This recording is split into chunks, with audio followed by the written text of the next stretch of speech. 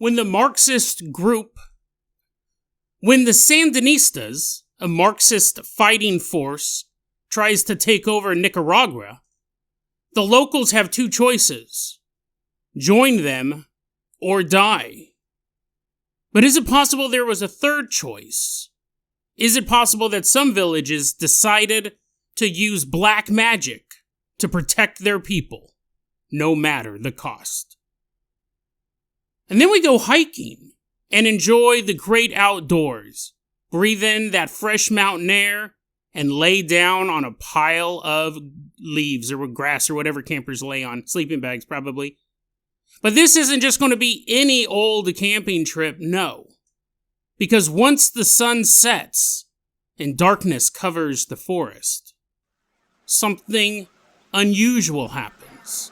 Something strange, something dangerous, something that will make sure we never feel safe again. Today on Dead Rabbit Radio.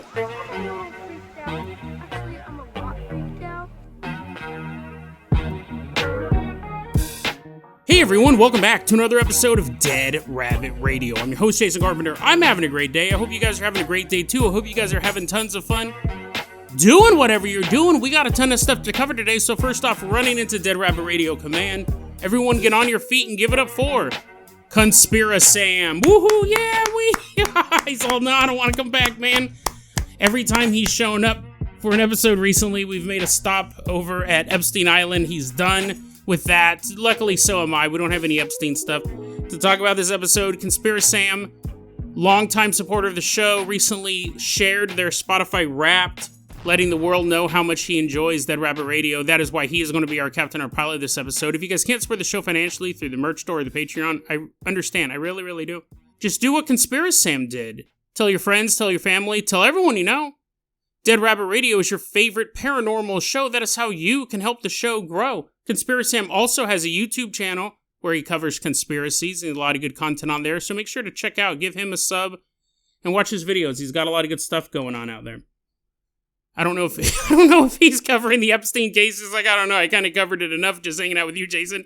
Conspirasam, let's go ahead and get this ball rolling. I'm going to go ahead and toss you the keys to the Bunny battleship. Everyone climb on board this vehicle built for combat as Conspirasam sails us out of Dead Rabbit Radio Command all the way out to Nicaragua.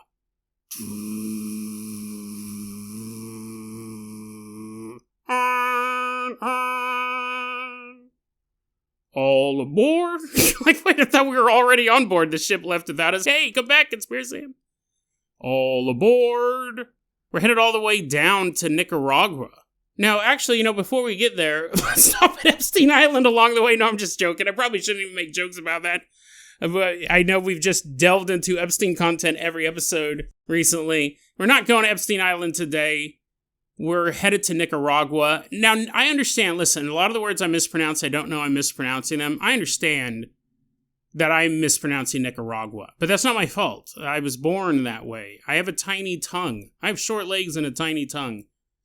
And I can't say a lot of R words properly. And Nicaragua has at least 2 R's in it, which basically makes it impossible for me to pronounce. But just accept my tiny tongue. Don't clip that. Don't clip that. But, you know what I mean. I'm going to mispronounce it. We're headed down to Nicaragua, and we're headed back in time a bit, too. Not too far back. We're headed back to the 1970s. The late 1970s, to be specific.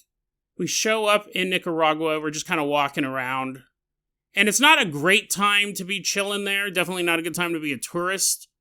Because in 1978, that's when the war erupted between the Nicaraguan government, which was backed by the United States, and the Sandinistas, which was a Marxist fighting force. Some people called them freedom fighters. Some people called them freedom fighters.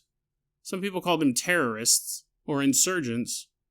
Obviously I grew up in America. I always heard that they were terrorists. That's how the media always portrayed them to me. They were commies, and they needed to be destroyed.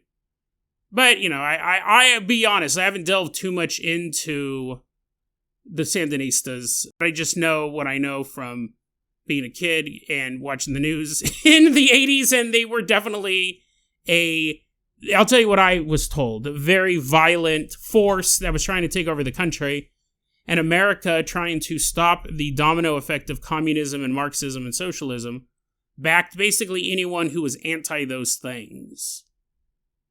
Apparently, there was a American shaman who traveled down to Central America, visiting Nicaragua, while the Sandinistas were waging their war against the government.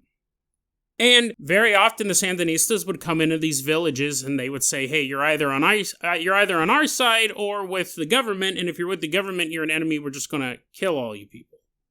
Is that propaganda? I don't know. Right? Even if I Googled it, which I didn't, but even if I Googled it, it still depends on what side you believe in. But let's just assume the American propaganda is correct to set up this story. The Sandinistas are going to come in and wipe out this village if they don't join them. And this had been happening in the region. So other villages were like, oh, dude, this totally sucks, man. Because I don't want to be a Marxist. I don't want to support these guys. But I also don't want to get shot and have all my family members shot. So what do?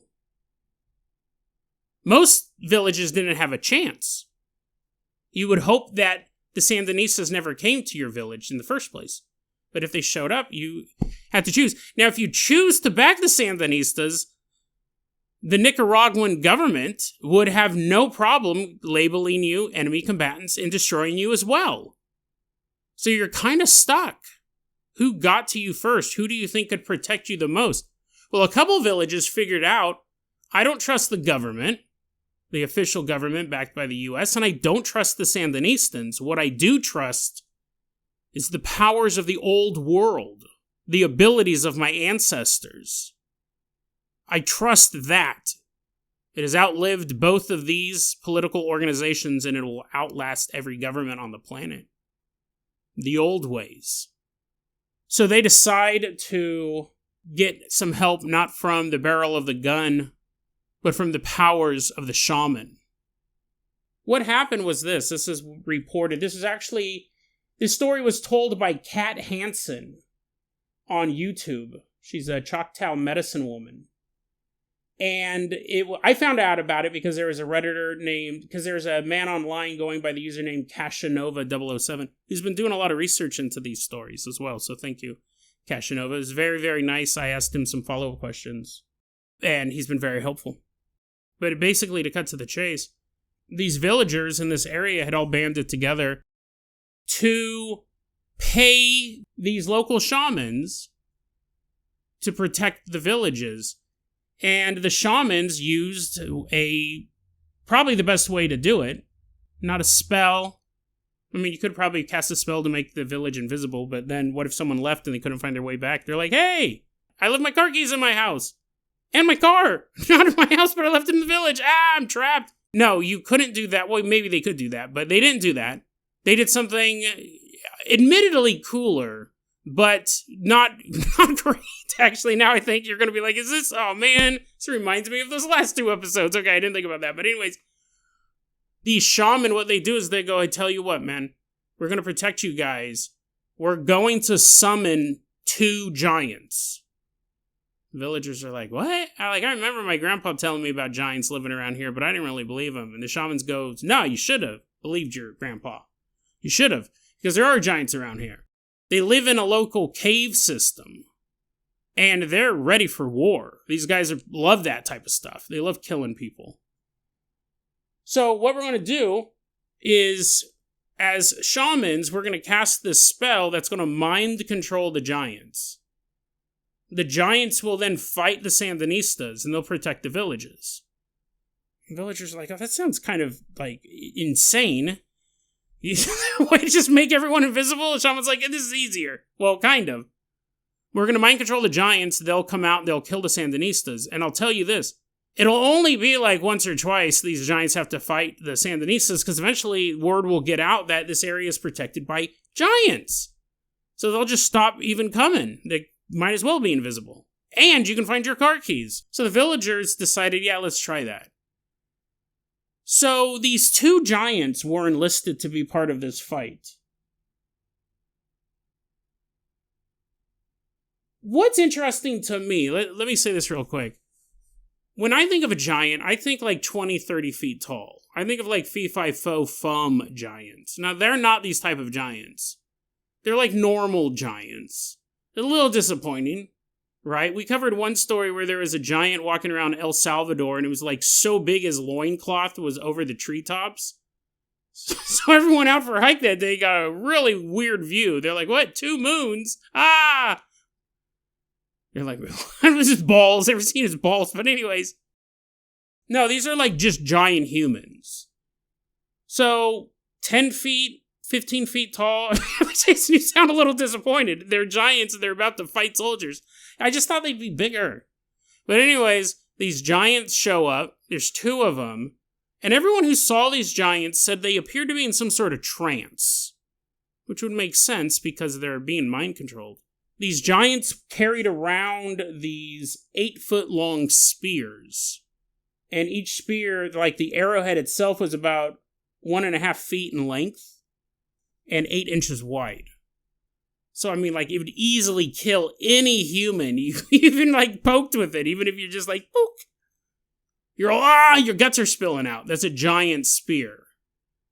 Now, these giants, they're walking around in mind-controlled trance. And the Sandinistas are like, yo, let's go take over that village over there. And they're running through the jungle. And they come into the village. And they're like, hey, everyone, guess what? We're the Sandinistas. And you got 2 choices. And then before they could finish their little sales pitch, all of a sudden, the lead guy, the talker, dies. Like instantly. And his troops look over at him. And they're like, oh no, commander. But he can't hear what they're saying because his head's been just completely removed from its body with a simple thrust of a spear. Look at those big dudes. Open fire. The Sandinistas are shooting at these giants. I don't know. Here's the thing. This is what's interesting about this story. We don't know a lot of the specifics. Right? We don't know if you could shoot one of these things to death. But apparently not, because the Sandinistas fought these giants, and the giants just decimated them. And a short while later, I don't know if it was a couple weeks, couple months or whatever, but more Sandinistan soldiers came into the area to take over these villages. And who's there? 2 giants with spears, and they just killed these troops as well. It's a total bloodbath. It's so violent and vicious and a guaranteed death that at a certain point, the Sandinistas go, let's not go back. Let's not go back. I mean, we have these people coming back. We sent them off with 50 soldiers. They came back, just 2 of them. And they're telling us about these giants, so we sent more, because obviously that's not real. That's not a real thing. So we went and sent more, and then no one came back from that second mission. And then we sent another couple, and each time, less, if any, Sandinistans would return. So eventually they just stopped trying to go into that area. So you're like, wow, that's kind of an interesting story, right? We have the story about the U.S. military fighting a giant in Afghanistan. That story's been around for a long time. We covered it on the show. We've covered stories before about military encounters with giants. Even the one, if I remember correctly, the giant that was so tall it was over the treetops, I think that was a military helicopter or like a National Guard type exercise in El Salvador that spotted it. These relationships between soldiers and giants, we seem to see this. And actually, I thought, isn't that interesting? Is it something to do with war? Now that I think about it, it might be those are the only people who will survive an encounter with a giant. If it was a group of backpackers or some tourists who ran into one of these guys, no one's coming back to tell the story. Maybe the military can. Maybe they'll be able to survive that onslaught. But you go, okay, so that worked, right? You have a village, it's under assault. The giants protect the villages from the Sandinistas. Okay. But there's always a price. Not always a price, but there's usually a price involved when you're invoking magic. Especially this would be classified as black magic because you're using mind control against a sentient creature. It's not like you're casting a spell to make the dog run in the other direction. You're casting a spell to make these giants do your bidding. Plus, the giants had needs, right?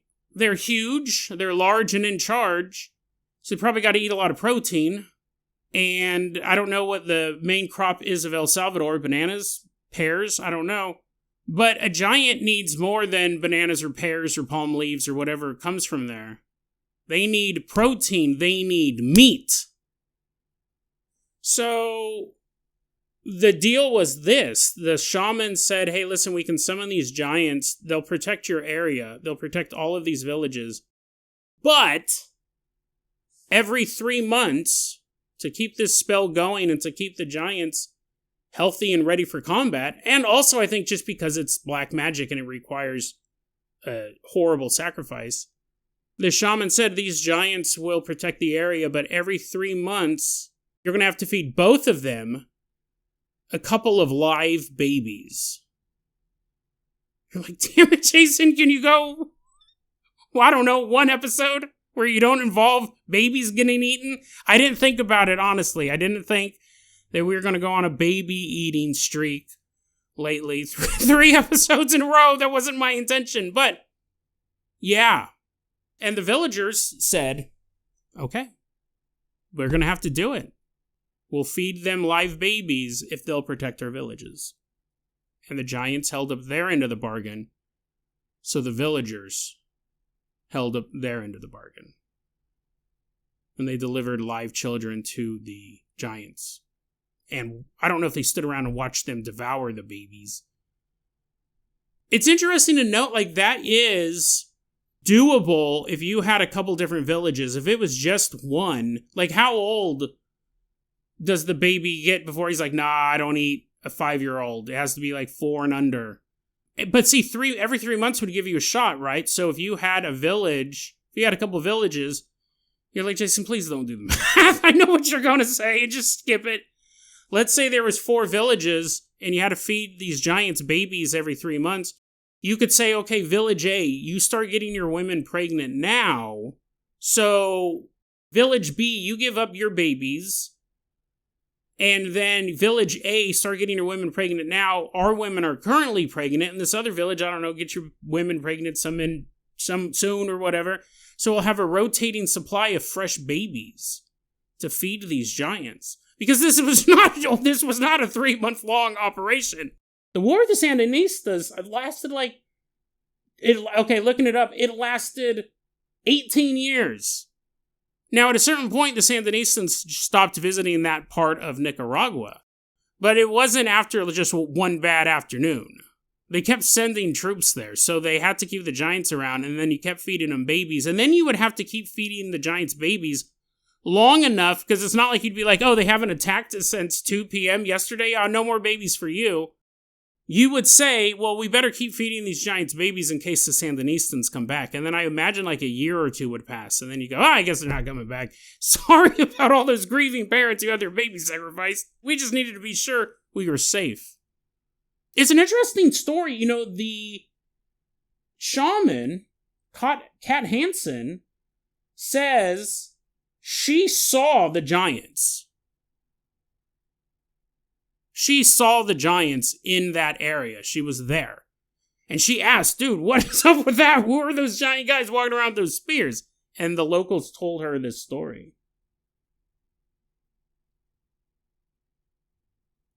There were a lot of villages that were part of this deal. So again, you were able to cycle through your children. You're like, heck, got your fingers crossed. You're like, dude, I hope this kid turns 5. I hope this kid turns 5 before it was your time to give up the kid. But again, who knows? Maybe they went up to 8. But it's probably babies, right? It's probably like really young. What's interesting, I mean, outside of everything, giants existing, giants fighting in human wars, giants eating babies, villages being so afraid that they would sacrifice their own kids, all that stuff's interesting. The question is, as I looked up, is any of this real? You have a person saying that they saw this, and you know, that's how most paranormal stories are told. We don't know, but I did think this was interesting. A lot of times, if you do want to cover up a story, because this would be really bad for Nicaragua. If it turned out to be true, I mean, it would be cool that people now know giants exist. But then people would wonder, whoa. So wait, you sacrificed your babies to this giant? You could have fought the Sandinistas yourself and lost. But isn't that a more valiant way to go out than to sacrifice babies?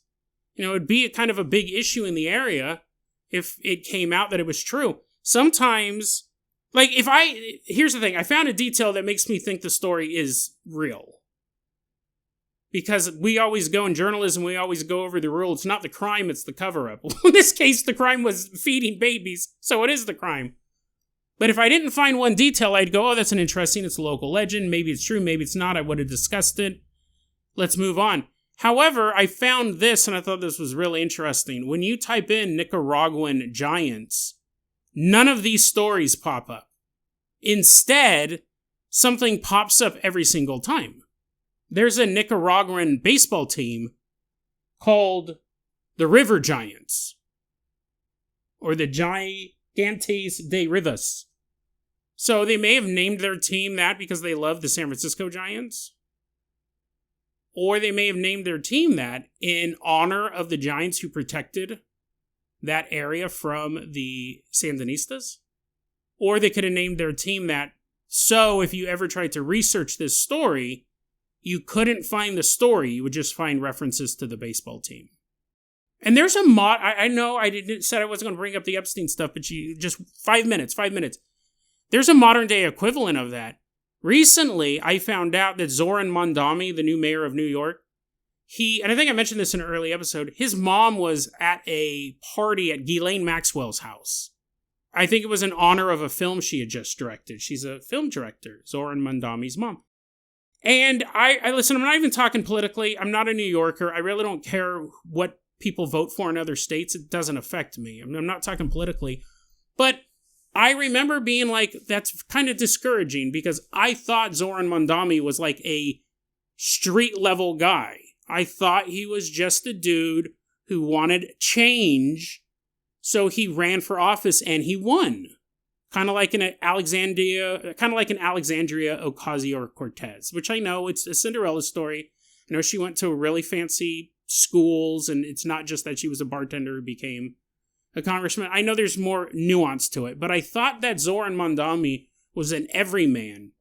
But then I find out that his mother is hanging out at Ghislaine Maxwell's house. And I go, this is ridiculous. Like everyone is caught up in this in one way or the other. The day after it was revealed that his mother was in the Epstein files, and she is. I looked at it. I went to the Epstein files. I found the document.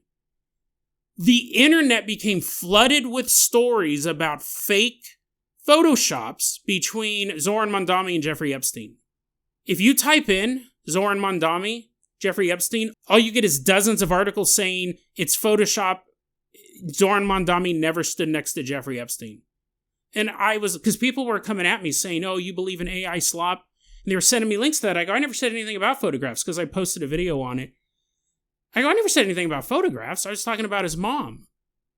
And the guy's like, the people are like, oh, you're just AI slop. And I was like, what are you guys talking about? So then I typed in Zoran Mondami, Jeffrey Epstein, Zoran Mondami's mom, pulled up nothing but photographs, articles explaining how the photographs were fake. Then I used his mother's real name. Jeffrey Epstein. Nothing but articles about fake photographs. Finally, I had to go and type in Zoran Mondami's mom's name, Jeffrey Epstein, Newsweek, because that's who I know published the article talking about the letters. And finally, I had to be specific. I got the article I was looking for about the party. Within a day, they flooded the internet with, this is fake. Someone made fake photographs and then flooded all of these newspapers, and they all covered it. So now you can't find very easily the fact that she's actually in the Justice Department's Epstein files. Within a day, they buried a real story. It's not a big deal, right? I don't think Zoran Mondami's connected to all of this baby eating. He's definitely not a giant, but I don't think he's connected to high-level Epstein stuff. It was just very discouraging because you go, even the people who were thought are just normal people moving through the ranks, turns out they're connected to the ultra-rich and wealthy as well. I know I got a little black-pilled by it. I go, what's the point of any of this? They immediately buried the story under fake stuff. It's a real story, but it's really hard to research now. You could have a baseball team. You could call yourself the River Giants or the Giants de Rivas. And it's a Nicaraguan baseball team. So if you ever type in Nicaraguan Giants, it's just going to pull up baseball team stuff. It's really easy to bury legitimate stories by creating something that takes more space on the web. So is the story true? I mean, it's a super interesting one. We've covered combat with giants before. I personally believe at some point there were giants on Earth.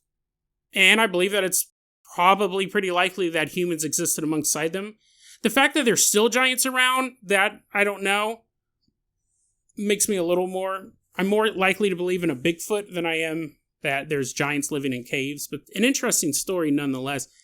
And it makes it more interesting that it's possible the government of Nicaragua is trying to cover it up by having a Nicaraguan baseball team named the Giants. Conspiracy, I'm going to go ahead and touch the keys to the world-famous Carpenter copter. We're leaving Nicaragua. Why don't you fly us all the way out to the Idaho-Washington border? We're headed all the way out to the Idaho-Washington border. We don't have an exact location, but I've been doing a little bit of research to see if we could figure it out. We're going to take a look at the story of this dude. We don't have his real name. Let's go ahead and call him Dave. Dave is an avid hiker and a camper. I think they kind of go hand in hand, right? You can't really camp if you don't hike. You can't really hike. Well, I guess you can hike not and spend the night in the forest. But if you camp a lot, I'm sure you have to walk a lot, too. But he does both. And usually probably most people do. He's an avid hiker / camper. And he's up there. He's up in the Idaho-Washington border. Now, he said that he was in a national park. So I actually looked it up. There's 3 national parks in the area. But only one of them has a history of paranormal activity. And that is the Idaho Panhandle National Forest. There's a lot of stories about that area being creepy. So it's probably the one, because this story gets pretty creepy. If you want to talk about power level. Is it more worrisome than giants? Would you rather have this happen to you than feeding a baby to a giant? Probably. But which one would you rather? I got tiger balm in my mouth. Hold on, I gotta get some drink. Just so we're clear, I said tiger balm, not tiger balls. I went dancing last night. Because I'm 49 years old, my back hurts. And I wasn't even dancing that much. I was just standing up, swaying from side to side, but had to put tiger balm on. Now it's in my mouth. It's quite disgusting. So that may be the park that he's at. We don't know entirely for sure. Dave posted this story online, and it is quite worrisome. This is something I wouldn't want to have happen to me, especially in my bad back shape. Dave doesn't have tiger balm or tiger balls in his mouth. He's more fit than me. He's walking all through this national forest. He's been here a lot. And he likes to be one of those campers that goes out in the middle of nowhere to camp. You know, some people just pull up in their car and walk 30 feet off of the parking lot, set up a camp, roast a couple weenies, tell some cool, spooky stories, and then wake up the next morning and go home, right? Not Dave. Dave is a man of adventure. He's walking around. Actually, no, he's driving, sorry. This one, he's not walking as much as I thought he was, because I remember his car plays a pivotal part in the story. He's driving... Wait, can you drive in a national forest? Probably. Because otherwise I can't tell this story. It's obviously false. I think you can drive in parts of a national forest. I don't think you can go off-roading through the redwoods in your dune buggy, but I do remember driving through the redwoods when I was a kid. We were driving down the road. So you can drive through a national forest, but not everywhere. You're like, yes, Jason, we all know that. I'm glad that when you type these stories up, you don't question them at all. And then once they come out of your mouth, you're like, wait a second. He's driving through this national forest, and you're like, this story's not real, because that's impossible, Jason. Also, don't eat tiger balm. You're driving through the national forest, looking for a place to camp. He wants to go a place where there's no one around. He's been up in this area a lot. He sees a fire road, which I don't know exactly what those are. What do you know? You're supposed to research these stories. What I think a fire road is, and correct me if I'm wrong, it's a road off of a main road for fire trucks. So if there's ever a fire, like let's say there's like a fire deep in the woods, if there was no fire road there, the firemen would have to wait for the fire to come to them because they can't like just be shooting water willy-nilly through the trees. They're all sitting on this main road through the national forest and the fire's coming and they're like, just a little bit longer, guys. They're all suffocating on smoke. Fire road, what I believe, is a road that people aren't supposed to drive down. The only people who should drive down it are firefighters during a fire. That's what I think a fire road is. I could be wrong. It could be a road that's constantly on fire and impassable by any human, and this story's 100% not true. Dave goes, I want to go camping a place I haven't been camping before. I want to go camping a place where no one's at. So he starts driving down this fire road, and sure enough, there's no one anywhere around him by the time he travels quite a ways through it. So he gets out of his car, he starts setting up camp, he starts a fire. Very apt, right? He's on a fire road. He starts the fire right in the middle of the road. Oh, this will be a real surprise to those firefighters. They'll never see it coming. Dave starts this fire and he's chilling. He's like, the great outdoors. What a wonderful place to be. But he's not there for long. When all of a sudden, the world goes quiet. He's sitting there and he feels it. He feels it in his gut. It's not just that the world had audibly gone quiet, and it had. He said the wind stopped blowing, leaves stopped rustling, nearby critters stopped scurrying. The sounds of the forest disappeared. It's not just that he can audibly tell there's no noises, he feels it deep inside of him. He just said, something felt, to use the word wrong probably would be understating it. He says, I had this horrible feeling inside of me that I need to leave. And he follows his instincts. So he starts packing his stuff up. He puts out the fire. He goes, he gets in his car. Says, I'm just going to drive somewhere else. Set up camp somewhere else. So he starts to drive away to see if he can locate another spot. At this time it's getting dark. He'd already set up a fire. He needs to find a location soon. But as he's driving away, he gets this feeling. He gets this thought in his head. You didn't put out the fire, Dave. You forgot to put out the fire. And it's not like he's hearing it in his voice. He just has this feeling. You didn't put out the fire, Dave.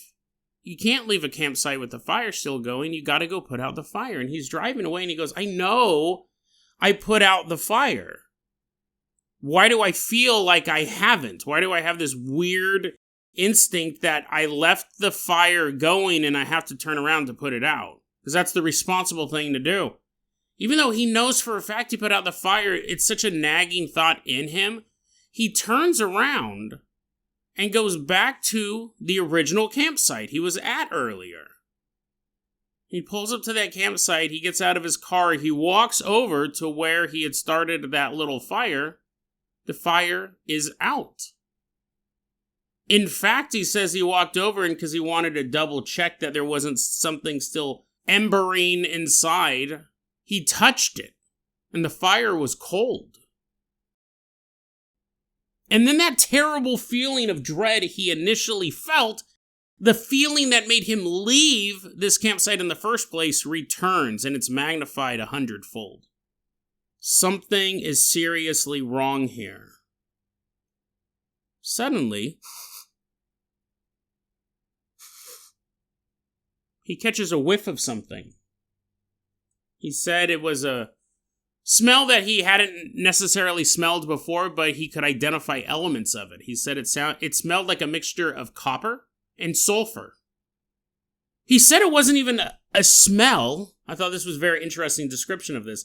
He said it wasn't so much as a smell as it was a, quote, gaseous feeling, how do you say that? Gaseous feeling in my sinuses, unquote.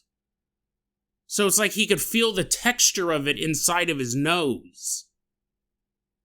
It wasn't just a pungent odor, it was a gas seeping into him. Once again, the wind stops. The forest falls silent. Dave begins to look around. The trees were changing. He had a hard time describing what was going on. Weird, right?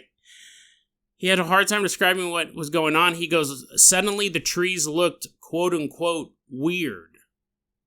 Something was off about them.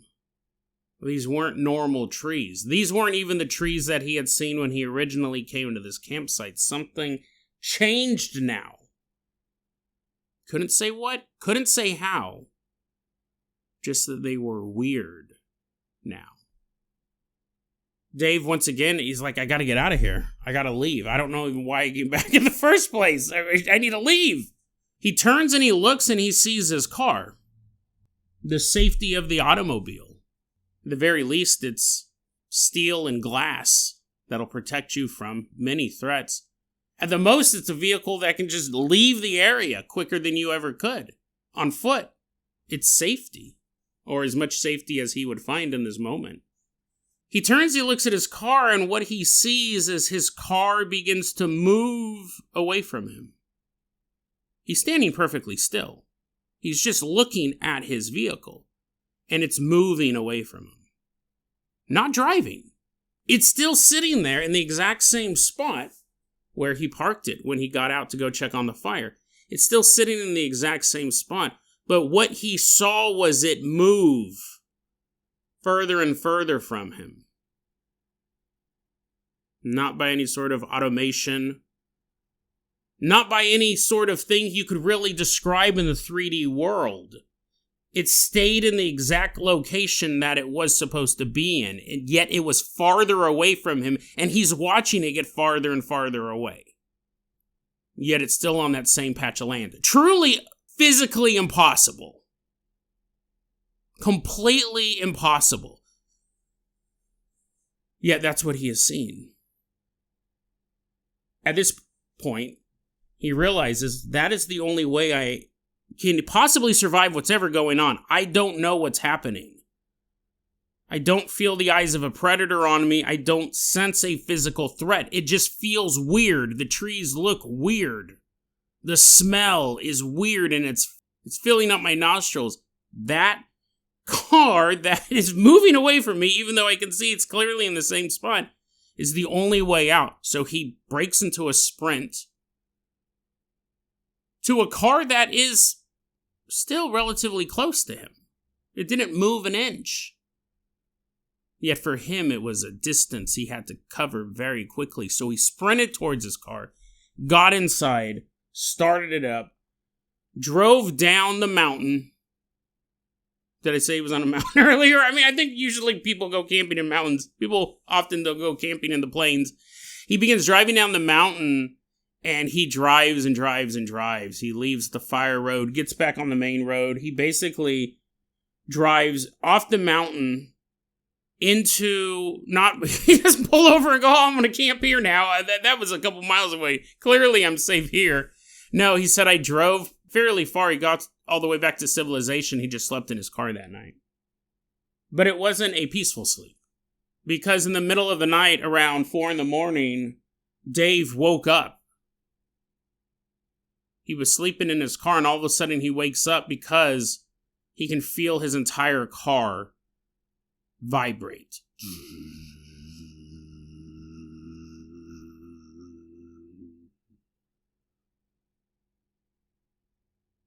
He could not figure out why his car was vibrating. He never figured it out. He never figured out why any of this stuff happened. He goes, I didn't go camping alone anymore. Now when I go up to that area to camp, I don't camp alone. I have no idea what was causing that, or what was causing my car, the feeling, the fire, the trees, the moving car, even though it stood in one spot. I don't know what happened, and I never really tried to figure it out. I never went back up there.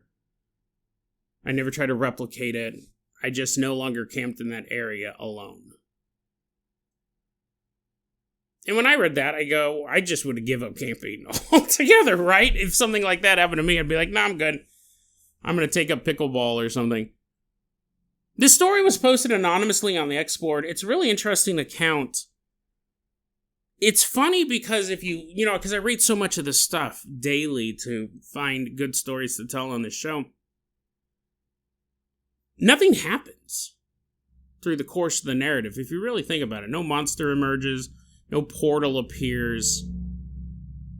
In fact, you could say that at no point in time was this guy ever in real danger. Or danger never presented itself in any sort of real way. And I'm not saying I only cover stories where dangerous things happen. Giants have to eat babies before I even consider it. No, I'm not saying that. What I think, it's a very interesting story about a man having a paranormal encounter in the woods. But there are tons of stories like this. And they're all really fascinating. The reason why I singled this one out was because of the image of the moving car. The car that's in place yet moves away from him. That is what I love to find in these stories. Like, again, just a paranormal story, someone came in the woods, everything else, it would still be interesting, but I read a dozen accounts like that probably a month.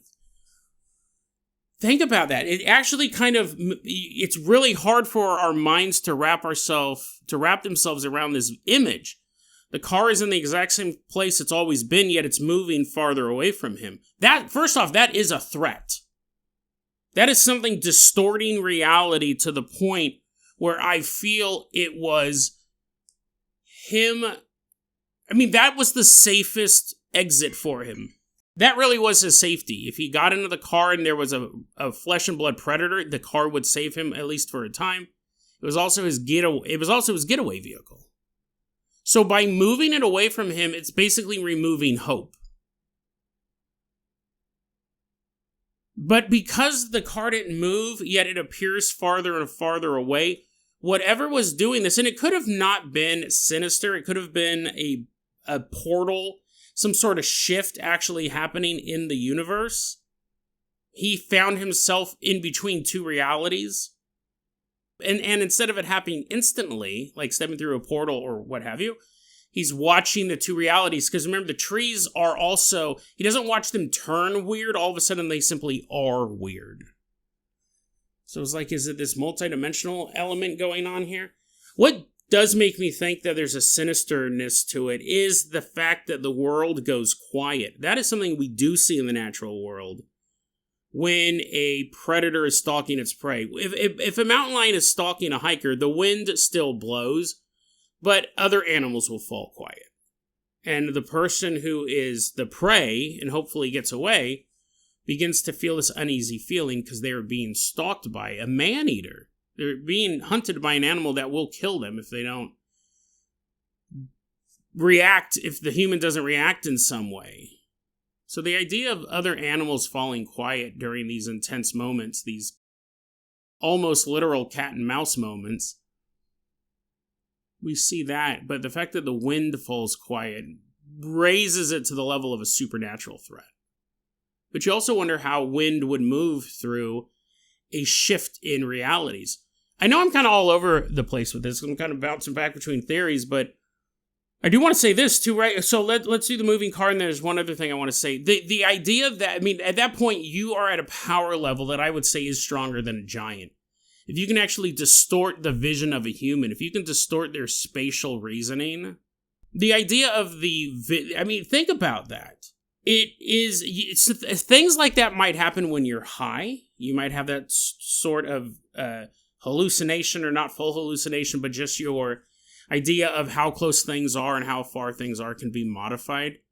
If he said, I saw my car get smaller and smaller, if he said I saw some black mass surround my car and carry it off into the night sky, that's actually more explainable. I mean, it's still paranormal, but to know your car is in the exact same spot, that yet it's farther away from you than it used to be, that is mind-breaking. That's impossible. Even when I'm describing it to you, I feel like I'm not describing it right, and I'm sure you're sitting there and going, well, Jason's not really saying it exactly right, but you can picture what I'm saying. We can't really communicate it with each other, because it's so weird. The car didn't get smaller. If it was moving away from him, it would get smaller. It was the same size. And it wasn't clipping through trees. That whole scene he was looking at with the trees and the shrubs and everything, when he's looking at his car, that whole section is farther away from him now, yet he also realizes it's in the exact same spot. It's really, really mind-bending. Then you have the idea, this to me is definitely what makes it sinister. He gets the unusual feeling. He puts the fire out. He leaves. That should have been the end of the story, and it should have been him going, yeah, I went camping one day, and I had this really weird feeling, and the world went quiet, so I left, and I went and camped somewhere else. Something wanted him back there. Something was convincing him. You didn't put the fire out. And as a responsible camper, he knew that he did put the fire out, but also as a responsible camper, he knew he had to double check. Something had already hooked itself so deep into his psyche, it used his love for nature and his care for not setting a forest on fire to bring him back. Something wanted him back in that area. What it was, what its main goal was with Dave, he doesn't know. And we don't know either. It's a terrifying story. I wanted to highlight it, one, because, I'm not a big outdoorsy guy, so anything outdoorsy is already like a threat level delta for me. Whenever I come across these kind of in-the-woods stories, because I'm already uncomfortable in the woods, anything that can add to that, it definitely is more creepy to me. I also wanted to highlight two more things. One, the idea of that smell. I know the copper smell a lot of times is connected to the modern myth, the modern story of skinwalkers in the woods. But also the fact that it had that sulfur smell. A long time ago, we did an episode, and the idea was those smells that tend to associate themselves with the paranormal, sulfur for things that are demonic. Bigfoot always has a really strong smell. I've met people who say, I've never seen Bigfoot, but I've smelled him. I spent all my life in the woods. I know wildlife. I've never smelled anything like that before. And then the coppery, there's a lot of smells associated with the paranormal. There was a theory that we had. I don't think I came up with it, but I'll see if I can find the episode. And that's the idea that I wonder how many paranormal events are actually we're inhaling some sort of poisonous gas or some sort of noxious gas that's just seeping out of the earth. And our body is basically creating a paranormal threat just to get us out of there. Our brain can't communicate, hey, there's gas seeping through the soil. There's some sort of chemical near you that will damage you, and you're either just full on hallucinating or your brain is trying to communicate danger, danger, danger in any way it can. And so you do, because he said it wasn't just a smell, it was like this gas filling him up. I'll put that episode in the show notes, but every so often I'll think about that theory, that a lot of the paranormal events we have are actually explainable because we're hallucinating via gas, or our brain is trying to just get us out of the area. What's interesting about this one, remember, whatever was here tried to get him back. But I want to end on this. I think there's something particularly terrifying about it, and that's the idea of the car moving away from him. It's easily the most abstract part of the story, and long-time listeners know I love abstract paranormal things because it's already odd enough, and now we have this idea of the car moving away. But it's not just that it was moving away, it was in the same spot yet farther from him. It's this idea that, we've all been there, not in this situation, but we've all been in dangerous situations, and we go, hey, listen, I'm going to go out and I'm going to do this. This is a sketchy neighborhood, or this might be a bad idea, or whatever. But if worse comes to worse, I'm just going to jump back in my car and I'm going to speed out of the area. Or if worse comes to worse, I'm just going to run back into my house real quick and lock the door and call the police. Or if worse comes to worse, I'm just going to yell and my friends will hear me and they'll come over and help me. But that's just not the way the world of the paranormal works. There is no safety. You're playing by their rules, not ours. That car, steel and glass and gasoline. It's nothing. It's nothing. That idea of, and like I said, you get out of your car, you have to get involved in a situation and you go, I'm going to go out and I'm going to do this. I'm going to get out and I'm going to check that campfire, even though I don't want to be up here. It's 20 feet away from where I'm parking my car, or however far it is. Doesn't matter, right? If something weird, I have this weird feeling, if there's a mountain lion or something out there, I can just run to my car and get in it.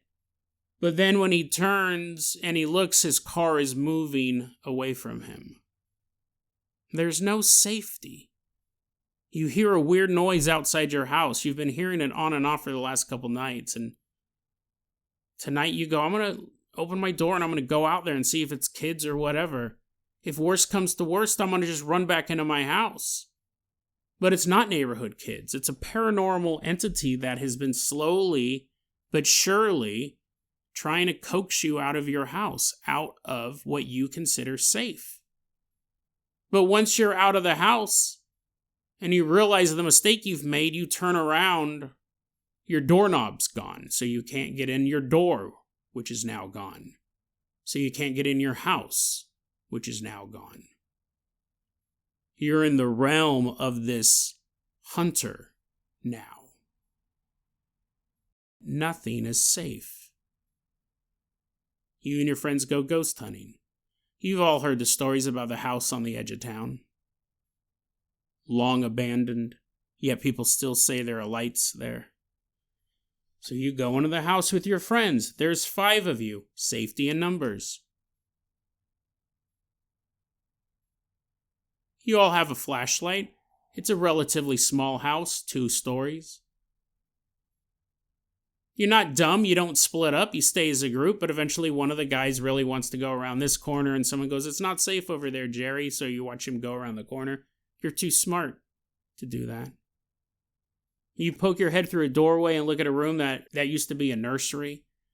Now it's just dirty and moldy and dusty. Obscene graffiti spray painted on the wall.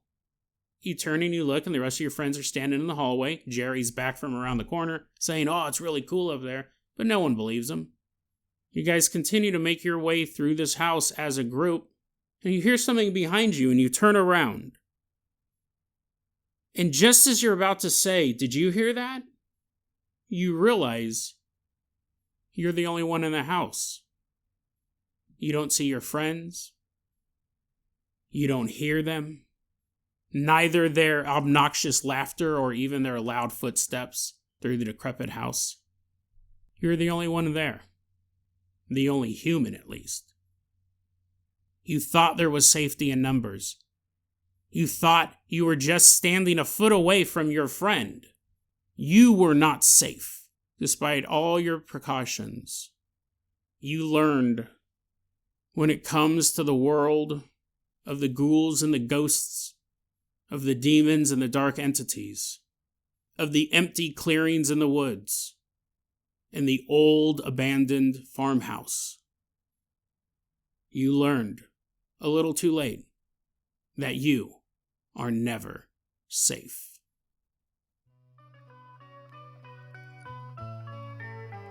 DeadRabbitRadio@gmail.com is going to be our email address. You can also hit us up at Facebook.com/DeadRabbitRadio. TikTok is @DeadRabbitRadio. Dead Rabbit Radio is the daily paranormal, conspiracy, and true crime podcast. You don't have to listen to it every day, and I'm glad you listened to it today. Have a great one, guys.